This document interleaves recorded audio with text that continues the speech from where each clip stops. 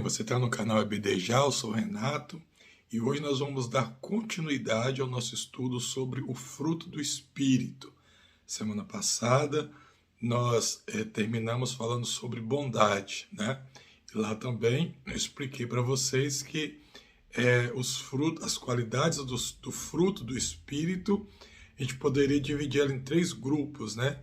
E quando nós estudamos até bondade, nós terminamos o segundo grupo das qualidades do fruto do Espírito. Hoje nós vamos começar a ver a última parte, então, tá bom? A partir da fidelidade, tá?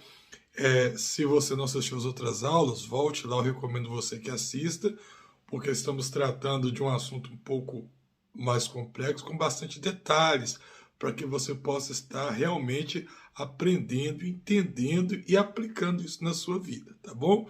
Então está aparecendo nos cards aí, tem a playlist também, não sei se vai aparecer nos cards, mas tem a playlist onde você pode rever todas as aulas que foram passadas, tá? Então vamos lá. Antes pedindo também, se inscreva no canal se você não for inscrito, deixe um like para nós, para estar fortalecendo o canal, estar ajudando o conteúdo e eu entender que você está gostando desse tipo de conteúdo para a gente poder estar produzindo mais materiais também, tá? Compartilhe com seus amigos para que outros possam ter acesso também.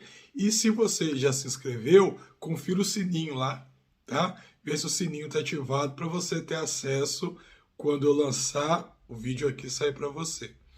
Por último, agora é por último mesmo, é o nosso canal, a nossa página, melhor dizendo, no Instagram. Canal.ebdja vai estar aparecendo na tela para vocês aí, tá? Ajuda a gente lá, sempre quando tem saído vídeo novo, a gente tem postado lá também. E eu quero, daqui a um tempo, começar a postar materiais novos, exclusivos lá para a nossa página, tá bom? Não sei quando eu vou conseguir fazer isso, mas eu pretendo em breve estar fazendo isso também. Vamos lá então? Então vamos continuar aqui. A próxima qualidade do fruto do Espírito, então, é a fidelidade, tá?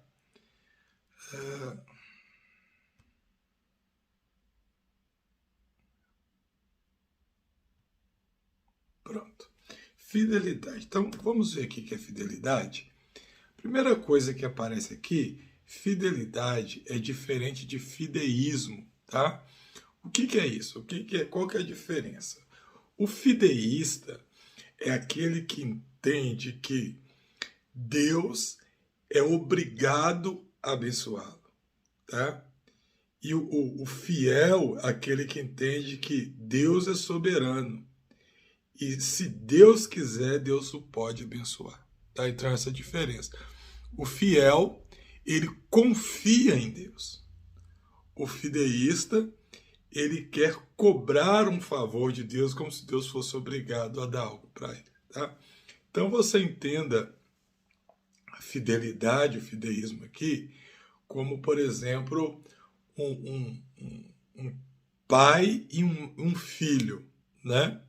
E o filho precisa das coisas cotidianas do dia, e aquele filho tem o seu pai, confia no seu pai, né? E quando ele precisa de algo novo, ou sua mãe também, mas vou pegar o exemplo do pai. Então, quando ele precisa de alguma coisa, o filho vai até o pai e pede para o pai. Porque ele confia no pai, ele sabe que o pai pode lhe conceder aquilo. Mas, se o pai não dá para ele aquilo que ele pediu, nem por isso ele vai deixar de confiar no pai. Não é isso? Porque ele já conhece o pai de longa data. Ele já sabe quem é seu pai. E ele sabe que o seu pai pode ajudá-lo. Então, se mesmo em alguma situação ele pediu, o pai negou, né? Eu disse, não é que Deus vai te negar, ou vai... eu só quero dar um exemplo mais claro para você. O pai naquele momento não deu o que você pediu, né? O pai não te supriu o seu pedido, mas isso não faz você pensar assim, então a partir de agora eu nunca mais peço mais nada para o meu pai. Eu não confio mais no meu pai. Não, você vai continuar confiando. Não é isso? Porque você conhece o seu pai, você sabe a importância que ele tem para você. Se naquele momento ele não atendeu o seu pedido, né, não compete a você saber por quê. Às vezes tem um filho que até quer saber, mas isso não vai fazer você perder a confiança. Já o fideísta é aquela pessoa que às vezes é um empregado, um patrão ordenando ao empregado, né? O fideísta é um padrão, imagine um patrão dando ordem a um empregado, né? Então eu sou um pedreiro, um exemplo, e eu contratei ali um ajudante para mim, um auxiliar para me ajudar na construção de uma casa. Então eu vou chegar e eu preciso de coisas, né? Assim como o filho, eu preciso de coisas. Eu vou precisar da massa pronta, eu vou precisar de repente que prepare uma área para mim, eu vou precisar que limpe uma área, que colha um entulho, eu vou precisar que faça N coisas. Nesse caso, eu não vou pedir para o meu pai e se ele quiser me dar, ele me dê, se ele não me der, eu vou continuar confiando. Não. Nesse caso, eu como pedreiro, eu sendo o patrão, eu vou mandá-lo. Eu vou mandar ele fazer. Eu vou designar para ele uma ordem, né? Esperando que ele cumpra essa ordem. Se, por um acaso, ele não cumprir essa ordem, então eu vou demitir e conseguir um funcionário melhor para mim, né? Se de repente eu estabeleço várias ordenanças para ele, porque eu preciso dele para me auxiliar no trabalho que eu estou fazendo, e aquela pessoa não está cumprindo aquilo que eu estou pedindo para ela, o que eu vou fazer? Eu vou demitir aquela pessoa e vou contratar um outro funcionário que esteja à altura, porque eu estou pedindo e aquela pessoa não está fazendo por mim, né? Eu estou pagando para aquela pessoa. Aquela pessoa tem um salário no final de semana ou no final do mês. E mesmo essa pessoa tendo um salário, essa pessoa não está retribuindo a altura do salário que ela recebe. Então, quando nós falamos de fé, tá? E aí entra a qualidade aqui do fruto do Espírito agindo no meu coração. Porque quando eu falo de fé, eu não posso ver a Deus como o pedreiro que vê o ajudante de pedreiro. Porque Deus, ele não é o meu ajudante, Deus não é o meu assistente, né? Deus, ele não, na verdade, é o contrário, é ele que pagou para mim.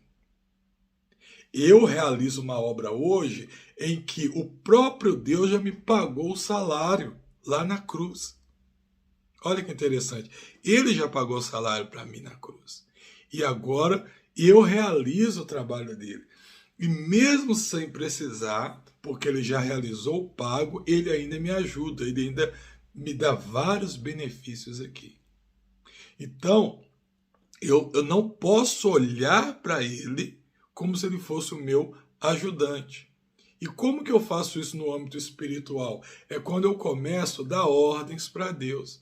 Eu começo a designar orientações. Deus, eu quero isso, eu quero aquilo, compra isso para mim, me dá aquilo, me dá aquilo. E quando aquilo sai de acordo com o que eu planejei, aí entra o sentimento de revolta. Lembra que eu falei do pedreiro e o ajudante? Então, se o ajudante ele não cumpre de acordo com o que o pedreiro pediu, o que o pedreiro vai fazer? Ele vai contratar um novo ajudante. O fideísta é da mesma forma. Às vezes ele está na igreja, ele pede as coisas, a função dele é achar que Deus tem que dar, que a vida dele tem que ser melhor, mas melhor aonde? Aqui. Ele é uma pessoa que às vezes está movida pelo amor eros. Lembra lá que eu falei a primeira aula, né? Quando nós começamos a entrar nas qualidades, então eu falei do amor eros, que era o amor da atração, do desejo. E eu falei lá também que esse desejo, essa atração, é aquilo que tem consumido o mundo hoje, né? O mundo socialista, ele vive baseado no eros, né? Ele vive em prol de fazer você comprar, você desejar as coisas, né? E muitas vezes tem pessoas que estão na igreja que não têm um encontro com o Senhor, não entregou realmente a sua vida para Deus. Essa pessoa, ela confunde fidelidade com fideísmo. Porque ela não está na igreja para adorar o Senhor. Ela não vai na igreja preocupada com a sua vida, né, no futuro, quando a eternidade, para estar na eternidade. Não, aquela pessoa, ela vai na igreja porque o intuito dela é o eros, é o desejo. Aquela pessoa vai na igreja simplesmente porque ela deseja melhorar a vida, ela deseja melhorar, de repente, a estética do seu corpo, ela deseja ficar rica, ela deseja ter muito dinheiro, ela deseja ter muitos bens, né? E às vezes entende que essa divindade vai ser para ela um atalho, né? Ao ponto que eu vou ter que trabalhar, esforçar, estudar, correr atrás para conseguir aquilo que eu desejo. Eu sirvo a Jesus porque eu tenho visto muitas propagandas evangélicas de pessoas contando testemunhos tremendos, propagandas em televisão, por exemplo. Não, então a pessoa pensa assim, não, agora eu quero então que esse Deus dê isso para mim. E quando na concepção daquela pessoa esse Deus aqui não deu aquilo para ela, ela vai procurar o quê? Outro Deus, né? E como que ela faz isso? Eu estou na denominação X. Ah, mas aqui eu faço campanha, eu faço jejum, eu faço consagração, todos os cultos que tem na igreja aqui eu venho, Deus abençoa, tudo não me abençoa, né? Então eu vou para a denominação Y, porque lá eu vou ser abençoado, né? E a pessoa fica pulando de local em local, porque na verdade ela pratica um fideísmo, não pratica fidelidade. E eu só entendo que é fidelidade através do fruto do Espírito. Tá? Aí que entra o fruto do Espírito.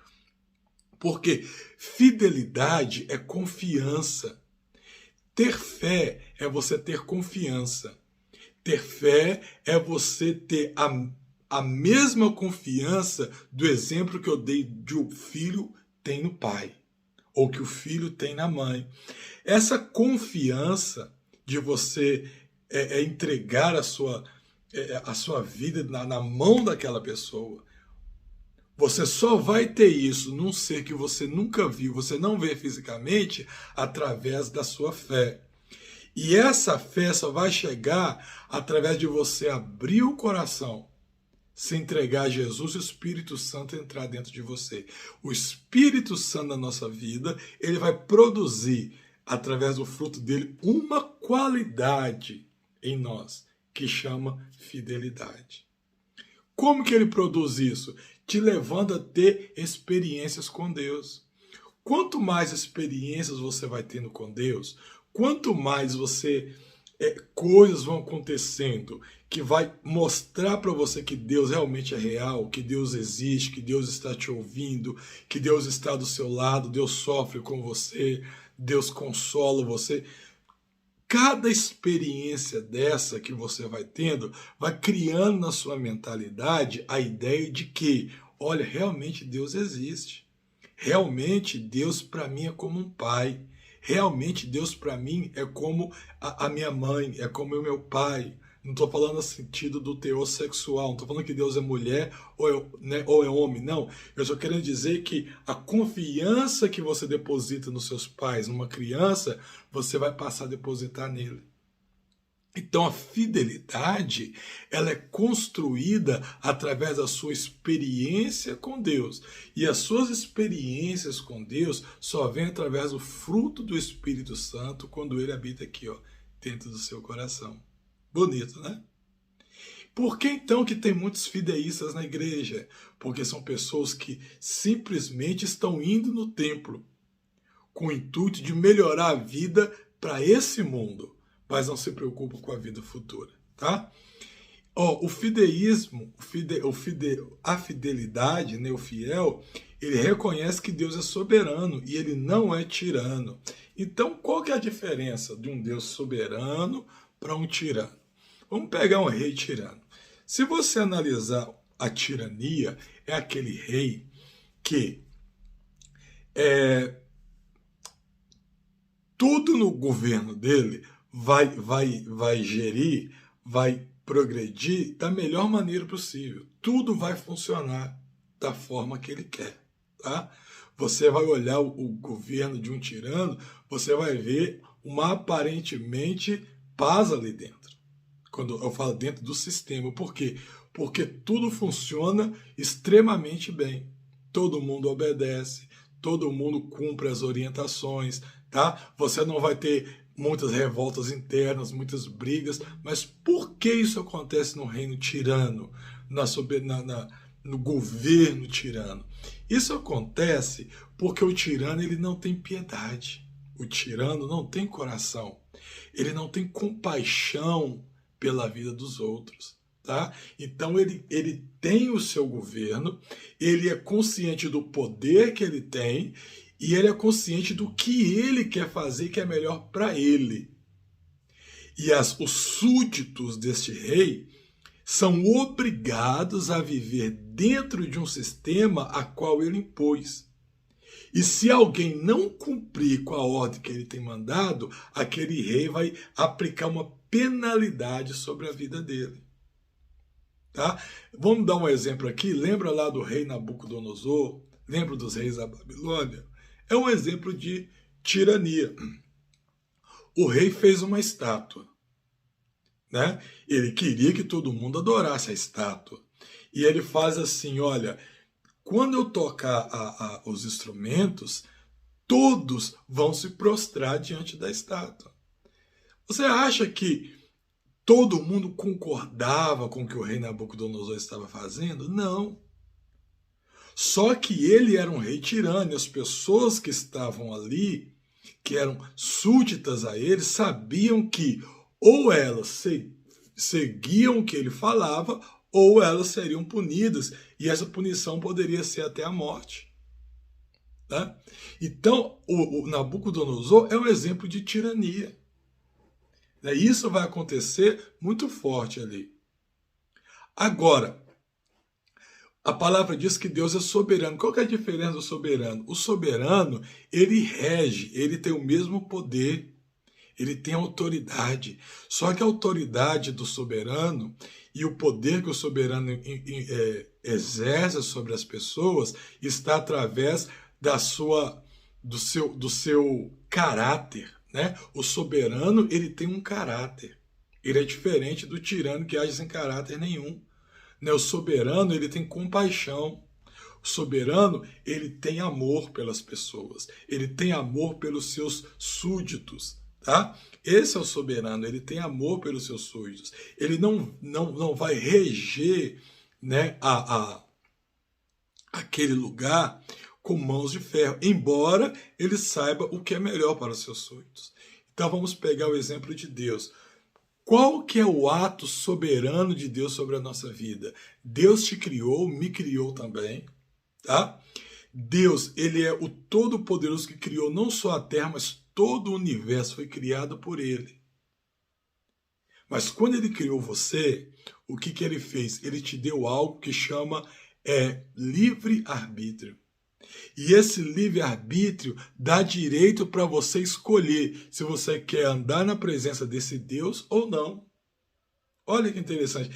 Ele cria servos para amar, mas ele não obriga esses servos a amar. Olha, vocês podem escolher se vocês vão querer me amar ou não.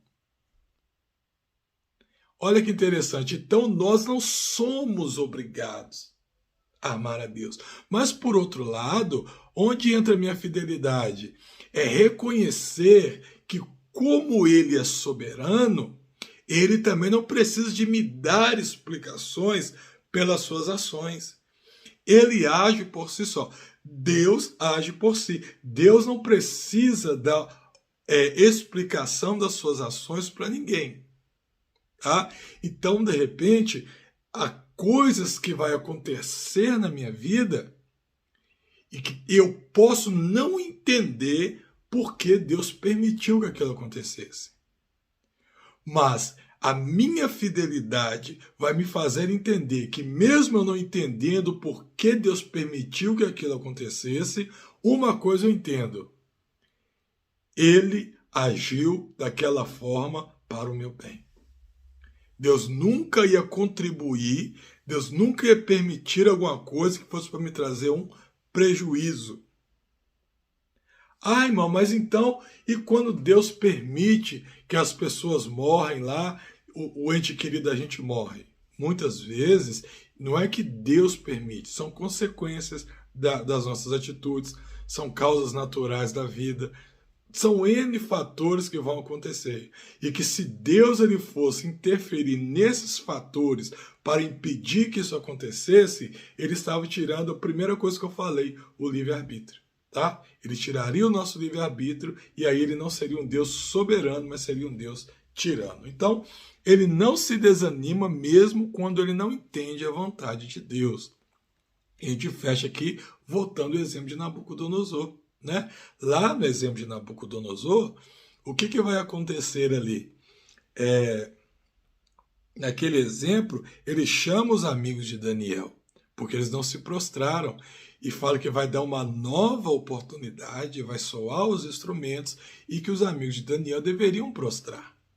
E eles falam assim, olha a fidelidade aí, se nós não vamos nos prostrar diante da estátua, se o Deus a quem nós servimos quiser nos livrar, amém. Se não quiser livrar, mesmo assim, nós não adoraremos a Ti. Isso é fidelidade e isso hoje é gerado através do Espírito Santo de Deus na nossa vida, tá? Então, a próxima qualidade aqui do fruto do Espírito seria a mansidão. Mansidão tem várias definições, né, para mansidão. Eu queria trazer aqui por um lado espiritual, porque a mansidão ela é aquilo que te acalma e te conforta ao mesmo tempo, tá? A ideia é mais ou menos essa, é diferente da ideia de mansidão que nós temos hoje, né? É uma ideia daquilo que te acalma e te conforta. Então, por exemplo, é submissão a Deus rejeitando a violência. Por que isso? O que é submissão a Deus rejeitando a violência? Quando você tem a mansidão, muitas vezes vai acontecer coisas que você não vai entender. Mas você vai aplicar fidelidade, né? Você é fiel ao Senhor, então veja que uma coisa é ligada à outra. Você é fiel a Deus, então através da sua fidelidade, você entende que tudo que Deus faz é para o nosso bem. E que ele, como soberano, ele não tem obrigação de me dar explicação para as atitudes a qual ele está tomando. E isso vai fazer, então, eu ser submisso e, ao mesmo tempo, eu não ser violento contra aquelas coisas. Então, vamos pegar um exemplo prático aqui. Às vezes você está numa mesa lá, sei lá, você leva o seu filho, né, e com uma enfermidade para o hospital. Ou seu filho pega uma enfermidade, ou uma criança pega uma enfermidade. E naquele momento, muitas ideias de questionamento vai vir na nossa mente. Por que Deus permitiu isso? Né? Por que isso está acontecendo? E aí eu vou entender o seguinte, que aquela enfermidade que veio na vida daquela criança, ela não é ordenança de Deus. Às vezes aquela enfermidade pode ser uma consequência natural das ações da terra. Vamos trazer um exemplo. Tem muitos vírus que acontecem hoje que são evoluções lá de animais, que as pessoas foram mexendo nos animais e aquela doença espalhou no mundo. E às vezes no animal era nocivo, mas quando chegou no ser humano, foi prejudicial para o ser humano. Né? Ou seja, e aquilo agora entrou na natureza. E aquilo como presente na natureza, qualquer pessoa que está vivendo no mundo está sujeita àquelas coisas. Tem outras doenças que, por exemplo, estão presentes na natureza, e eu não sei passar para vocês o motivo que elas estão presentes, tá? Na natureza, mas o vírus dessas doenças estão presentes. E nós temos que vacinar, nós temos que tomar certas vacinas para criar defesa contra aquela enfermidade, né? Porque elas estão aí. Tem muitas epidemias que saíram no passado, muito fortes, que hoje acabou, mas não é que acabou, né? elas estão ainda na natureza. Só que a gente não ouve falar mais, ela não ataca mais ninguém, por quê? Porque a população foi imunizada, a população foi vacinada contra aquilo. E a partir do momento que você tomou as vacinas, você criou um escudo no seu corpo que te impede de ser contaminado com aquela doença. Se a partir daquele momento, de qualquer momento, aquelas vacinas pararem de existir, aqueles colapsos, aquelas epidemias vão voltar todas novamente. Tá? Isso é uma profecia que aconteceu consequência do pecado. Né? A palavra diz assim que a terra ela ia produzir abrolhos lá no começo de Adão e Eva. Né? E a terra ia produzir ervas daninhas. Né? E a partir dessas coisas ruins, a palavra fala que a natureza geme. E a natureza ela foi se contaminando com o tempo, tá? Por causa, primeiro, do pecado, e esse pecado trouxe uma consequência também para a terra, tá? E outra coisa é o nosso livre-arbítrio. Muitas atitudes que alguns homens tomaram levaram o mundo também a colapsos tremendos. Por exemplo, aquela... não me vem o nome agora, daquela usina nuclear lá, Chernobyl, né? Por exemplo, Chernobyl. Uma dificuldade que foi causada pelo homem, né? Uma consequência que traz uma consequência até hoje. E aí, Deus ele não pode interferir nessas coisas. Por quê? Porque se Deus ele permite que você tem livre-arbítrio, só que ele não, quando você vai fazer uma coisa errada, ele não deixa, ele vai lá e exclui você disso. Ou o homem pecou e o pecado danificou toda a terra. E se Deus fosse lá e impedisse todas essas coisas do pecado de acontecer, o que acontecia? Deus não estava agindo com soberania, mas com tirania, porque ele projetou um mundo belo, maravilhoso, com pessoas sem pecado, pessoas sem brigar, sem nada, e agora tudo aquilo que vai destoar aquele mundo perfeito de Deus, Deus ele vai lá e volta as coisas ao normal. Então, quando você pensa por lado de um filho com uma enfermidade, é doloroso nós pensarmos assim porque é alguém que você gosta, né? Mas pense em algumas atitudes que você tem nesse momento, né?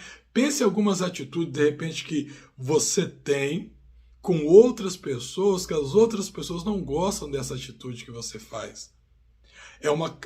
Você provavelmente ainda traz alguma característica do seu pecado, do pecado original. E às vezes, aquela atitude sua, para você é muito prazeroso fazer, mas o outro que recebe aquilo que você faz não gosta. E aí, se Deus fosse manter o mundo em 100% de harmonia, sem nada fora do que era o perfeito, então para aquela outra pessoa você era o mal, Deus tinha que eliminar você. Tá?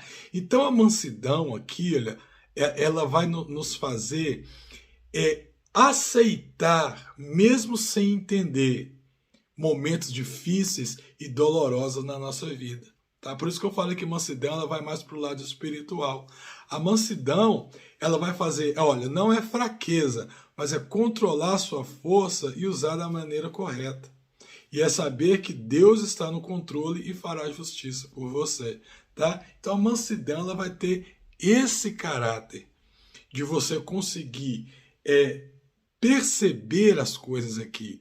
Mas essas coisas que você perceber não vai fazer você colocar à prova, duvidar da fidelidade ou do poder de Deus, da soberania de Deus. Tá?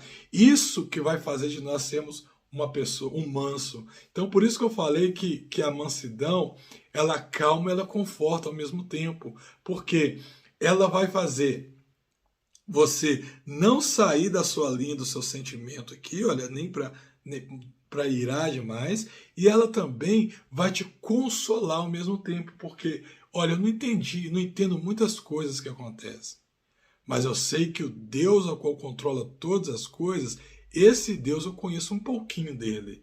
E o pouquinho que eu conheço é que ele me fez porque ele me ama. E ele um dia vai me tirar desse mundo que tem tantas consequências terríveis do pecado e vai me levar para um local diferente que é lá na eternidade. Tá bom? Então, essa é a mansidão. Você conseguiu perceber aí, então, que a mansidão ela está ligada à fidelidade? Né? Quando você tem fidelidade, significa que você está conhecendo a Deus. E você, tendo fidelidade, a fidelidade vai produzir a mansidão na sua vida. Tá? A fidelidade vai produzir a mansidão em você. E o próximo ponto, então, é o domínio próprio. Então, enquanto aqui em mansidão nós levamos isso para o lado espiritual, o domínio próprio já é o contrário. Ele já vai trabalhar mais com o lado material. Tá? Só que nós vamos falar sobre domínio próprio no nosso próximo encontro. Tá? Nós já temos alguns minutos aí. Eu estou olhando aqui na gravação, está dando mais de 31 minutos aqui. Esse vídeo vai ser editado, então deve cortar alguns segundos, alguns minutos, né? Mas já tem um tempo bom aí de estudo para vocês meditarem, tá bom? Então, no nosso próximo encontro, vai ser a próxima quarta-feira, tá? Na nossa próxima quarta-feira, nós vamos retornar aqui e nós vamos continuar o nosso estudo sobre o fruto do Espírito, estudando a última qualidade, ou a última característica do fruto do Espírito, né? Que é o domínio próprio, tá bom? Então, eu aguardo você, se inscreva no canal, não esqueça de deixar um like para estar nos ajudando, tá? E compartilhando com seus amigos. Fique com Deus e até o nosso próximo encontro.